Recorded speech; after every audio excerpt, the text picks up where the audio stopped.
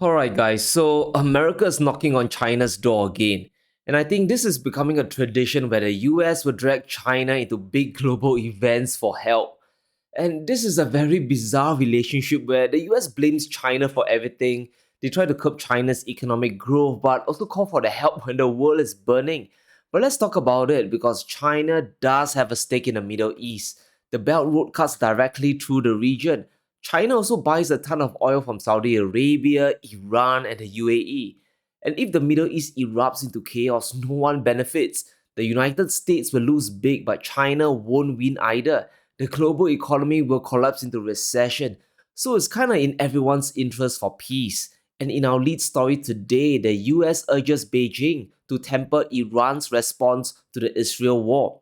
So let's recap the situation on the ground because it kind of shows that America is losing control. Plus, they are finding themselves rather isolated in this conflict.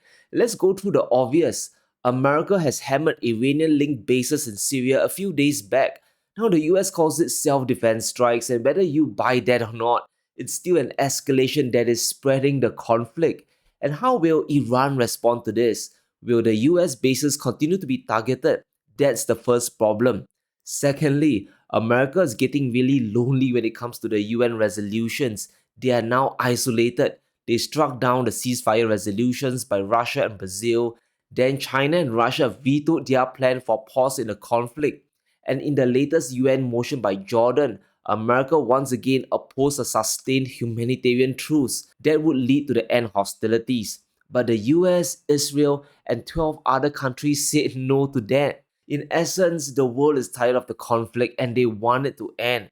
So, with that as context, it's not a surprise that Biden is asking for help from China to solve their problems because this is mainly an American issue.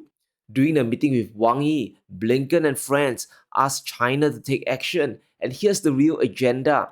We press China to take a more constructive approach, and that would include, of course, their engagements with the Iranians to urge calm. China obviously has relations in the region. Washington basically wants China to rein in Iran. Blinken wants China to calm Iran down so that it doesn't intervene or open new fronts in this conflict. But here's the funny thing. The last time I checked, China is calling for peace. They are calling for a ceasefire from all sides. So they are on the side of ending hostilities. Now, what America wants is a pacific outcome to the conflict, which is going to be hard to achieve it. China isn't stupid. Let's investigate why America is asking for help. Because it shows that the US is getting stretched thin. You can't fund two wars simultaneously while also fighting on the ground forever. On the surface, it looks like the US is the big coordinator of peace, right? But it's more about protecting their hegemony. If Iran takes action, depending on the US response, this could turn the entire Arab world against the US. America has spent a fortune in the Middle East, and if they lose control here, everything will go down the drain.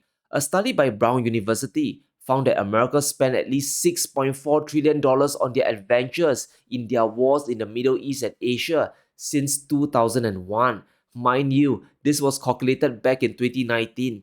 So this number will be significantly higher today, especially when you factor in inflation. And let's put this into context. $6.4 trillion is equivalent to 30% of US GDP in 2019 or 25% of GDP last year. That's a ton of money spent on military adventures. And if the Middle East continues to erupt, especially if Iran joins the fray, America will be spending a bomb to fight a bigger conflict. And here's how much this could cost in total. According to the study, when America wages war, it is a very costly affair. And let's just focus on Iraq and Syria, which is the orange dotted line.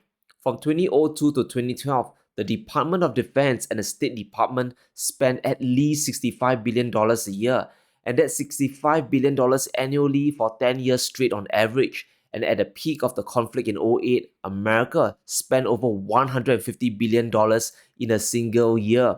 And that was when the US dollar had more buying power than today. But what's more shocking is how much money still has been poured into the Middle East decades later just to keep the status quo. Between Afghanistan, Pakistan, Iraq, and Syria, it is costing the US government around $30 billion a year to maintain a presence there. In other words, they are bankrupting themselves over the Middle East, and it's all about controlling the oil fields of the world. The OPEC nations are in the Middle East, and if the US loses control of the region, they can't control the flow of oil anymore, and those trillions of dollars will be wasted. And this is just the financial cost of the war. America can't afford Iran to join the fray. They'll be forced to pour tens of billions of dollars more into the region every single year, and who knows how long that will last. This is a nightmare when borrowing costs are at a record high. And let's recall the basics, right? When you borrow money, you push up bond yields, and the higher it goes, it pushes the real economy, real businesses closer towards a collapse. We are moving towards the point of no return.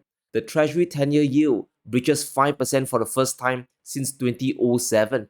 In other words, we are back at emergency levels just before the big real estate crash in '08. And it's not that the Federal Reserve hiked rates, right? They haven't hiked since July, but yields are still flying up. We are witnessing a financial crisis in real time.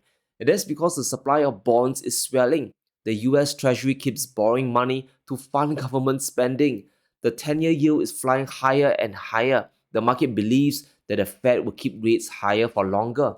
Now that's true, but if the conflict spirals into chaos, war spending will explode, which will send yields flying up as well. That's another risk people aren't taking seriously enough. I know that we think that America can borrow endlessly, right? But there is a physical limit. The $100 billion Biden is asking for might be the straw that breaks the camel's back. The real economy would implode, which could cost him the election. So it's not a surprise that Blinken is asking Wang Yi for help. But here's the question. Here's the $1 trillion question. Will he get it? And to answer this, we must look at China's motivation in the Middle East. We mentioned before that China doesn't want any further escalation. If the Middle East explodes, so does China's economy. China is the world's second biggest economy. They are the world's factory. To sustain this, Beijing consumes a ton of oil. We can see that China consumes 3 times more energy than they produce. The US is more self sufficient than China when it comes to energy, so an oil shock will impact China more. The only country that's more dependent on energy imports is the Eurozone.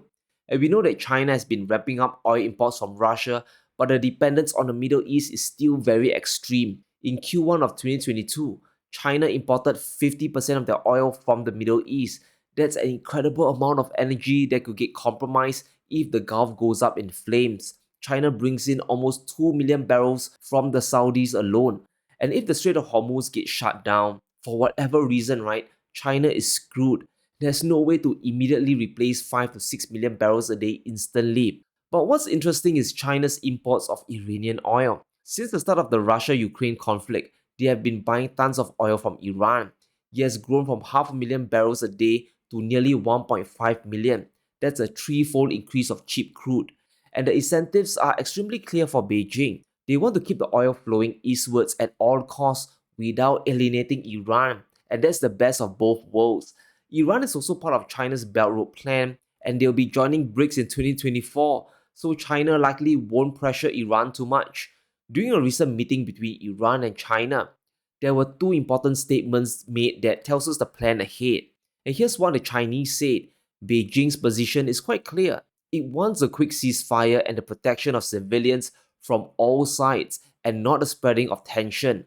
So China wants a complete ceasefire, not just a pause. They also want all parties to stop the conflict.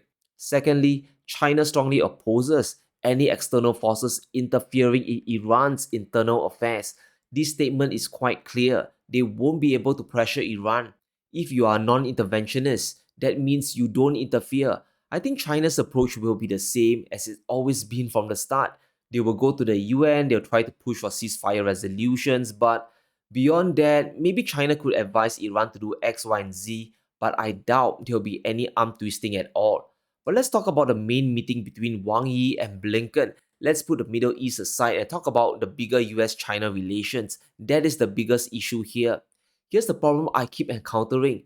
The US keeps saying that they want to repair relations with China, but a lot of their public statements are extremely counterproductive. We all probably remember Mitch McConnell calling China, Russia, and Iran the new axis of evil that America must deal with, and apparently, this is an emergency. And it's things like this that put China on the defensive and really makes them wonder about America's sincerity, right? And in the latest report, Wang Yi himself has stated that the road to the Biden Xi summit will not be a smooth one. And this tells us that China is simply tired of talking and they want to see positive actions being done. America has to stop saying one thing and doing another. We have seen multiple examples of this. For example, President Biden called Xi Jinping a dictator almost immediately after the Blinken trip, and that was a total disaster. However, the main show of sincerity will be through actions. China wants the US to stop or at least reduce their list of sanctions on Beijing, chief of which are the technology sanctions. In a story from Bloomberg, US to tighten rules aim at keeping advanced chips out of China. America's now tightening the tech curbs, and this time they are targeting chip making gear and advanced graphics chips. And it's all about crippling China's efforts to advance their technology and AI push. And this is the perfect example of saying one thing but doing another, which Beijing doesn't appreciate. The issue here is that China will always find a way to bypass any sanctions the US throws at them. Yes, it'll take time, it'll take money. China might even backslide a bit, but they'll have a breakthrough just like the Huawei 7 nanometer chip, right? It's just a matter of time. And here's another great example. You have probably seen headlines about Mexico and even Canada replacing China as the biggest exporters to the United States. In other words, America's buying more stuff from their neighbors up north and down south rather than China. And if we look at the Federal Reserve's chart of the situation, it looks like Chinese trade with the US is on a trajectory down to hell.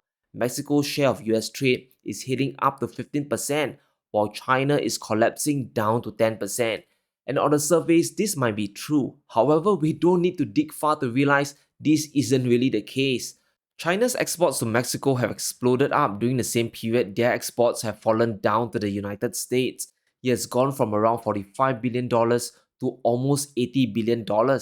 Chinese exports to Canada have also increased as well. And the reason why is straightforward. Chinese companies set up shop in Mexico or China because they can avoid American tariffs. They are using the US Mexico China agreement to escape US import taxes. Chinese companies they import stuff from China into Mexico and then they assemble it in the country before shipping it out to America again. And what does this do? It essentially lengthens supply chains. The US consumer pays more for goods, prices goes up. The Chinese companies might be making even more money because of this arrangement, right? There are always loopholes to sanctions or tariffs. And that's why it's going to be very hard for the US and China to solve the Middle East conflict or to fully repair relations. You're asking the US to fundamentally change their objectives in this conflict, which probably won't happen. America also won't stop decoupling from China.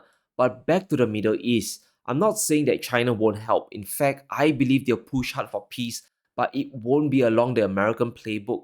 China doesn't care about preserving American hegemony. They want to build their economic influence there and keep the oil flowing, so peace is in their best interest. Remember, China, together with Russia, recently vetoed the US push for a pause in the conflict. What China and the whole world essentially wants is a lasting ceasefire. So, unless the US agrees to this, there's nothing much China or the rest of the world can do to solve the crisis.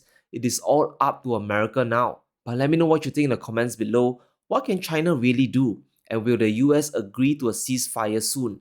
Let me know in the comments below. Stay safe, be sure to smash the like button and subscribe as we navigate through these crazy times.